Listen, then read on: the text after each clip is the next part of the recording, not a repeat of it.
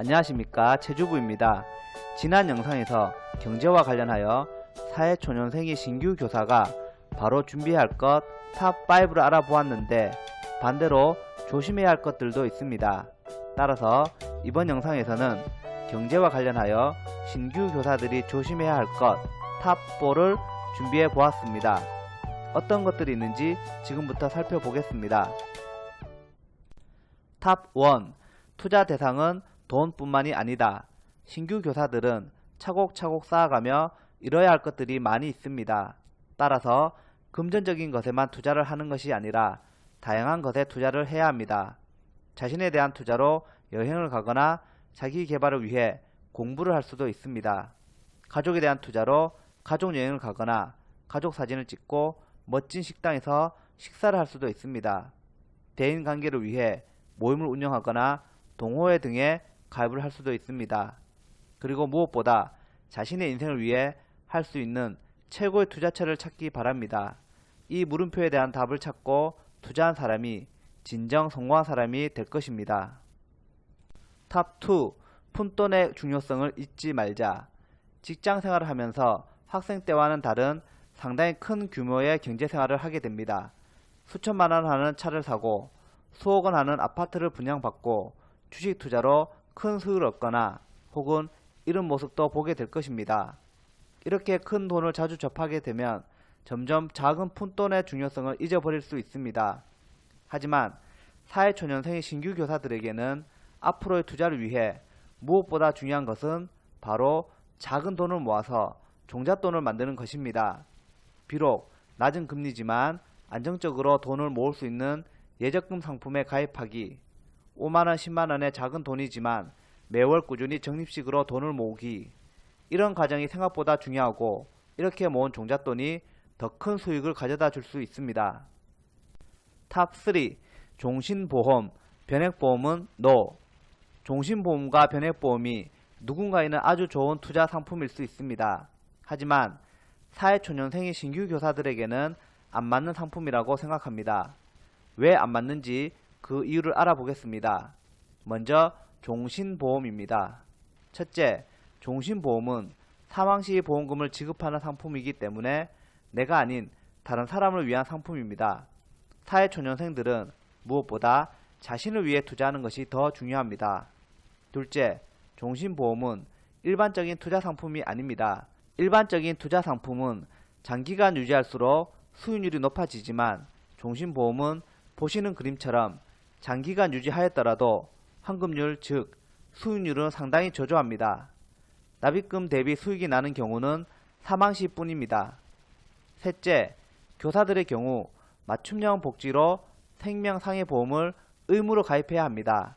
최소 1억 원의 종신보험에 가입된 상태이기 때문에 사회초년생들에게는 충분할 것입니다. 이번에는 변액보험을 가입하면 안 되는 이유를 알아보겠습니다. 첫째, 변액보험은 원금 손실이 되는 투자 상품입니다. 납입한 보험료의 일부를 주식이나 채권 등에 투자하기 때문에 일반 주식이나 펀드처럼 수익이 날 수도 있고 손실이 날 수도 있습니다. 둘째, 사업비 비중이 너무 큽니다. 이 그림은 어떤 변액보험에 매월 30만원 불입 시 수수료처럼 떼는 비용 중 가장 큰 내용만 가지고 온 것입니다. 7년 이내의 경우 30만원 중에서 최소 4만원이 넘는 금액을 비용으로 지불해야 합니다. 따라서 수익률이 마이너스 10%가 넘는 상태에서 투자를 시작하는 구조가 됩니다. 셋째, 꾸준한 관리가 필요합니다. 변액보험은 경제 상황에 따라 계속해서 관리를 해야 수익이 나는 상품입니다. 따라서 사회초년생이 하기에는 어려운 상품입니다. 변액보험은 장기투자 상품으로서 충분히 매력이 있지만 기본적인 경제 지식과 투자 경험이 필요해서 사회초년생들에게 추천하기 어려운 상품입니다. 종신보험과 변액보험도 개인에 따라 필요하고 잘 맞는 상품일 수도 있습니다. 따라서 가입하고 싶으신 경우 해당 상품에 대해 충분히 조사하고 공부하신 후 가입하시기 바랍니다. 탑4. 유혹에 넘어가지 말기. 신규 교사들이 조심하길 바라는 유혹 몇 가지를 살펴보겠습니다. 첫 번째, 금융상품의 방문 판매입니다. 최근 코로나19로 인해 학교에 방문 판매로 오는 경우는 없어졌지만 그전까지만 해도 학교로 방문 판매를 오는 경우가 많았습니다. 선생님들의 약한 마음 때문일까요?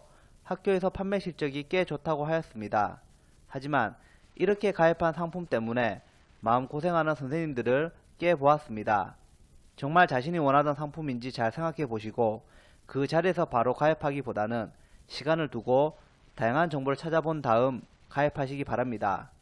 두 번째, 지인의 투자 결과입니다. 투자는 늘 결과적일 수밖에 없습니다. 최근 이슈가 되고 있는 영끌 투자도 결국 결과에 따라 평가도 달라지게 됩니다.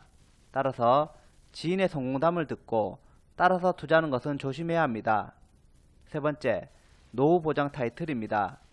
교사들은 공무원이기 때문에 공무원 연금이 있어서 든든한 노후가 보장되어 있다는 말을 자주 합니다. 하지만 공무원 연금이 어떻게 개혁될지 누구도 알 수 없습니다. 따라서 적은 금액이라도 일찍 노후를 대비하는 것이 필요하다고 생각합니다. 지금까지 신규 교사가 조심해야 할 것 탑4를 알아보았습니다. 대부분이 제 경험이나 동료 교사들의 경험을 토대로 정리한 것입니다. 이 영상을 준비하면서 한편으로는 신규 교사들은 투자나 재테크에 대해 더 관심이 많고 미리 준비할 수도 있다는 생각이 들었습니다. 과연 내가 남 걱정할 때인가? 라는 의문도 들었지만 혹시라도 누군가에게는 도움이 되지 않을까 하는 기대도 해봅니다. 끝으로 구독과 좋아요 부탁드리며 시청해주셔서 감사합니다.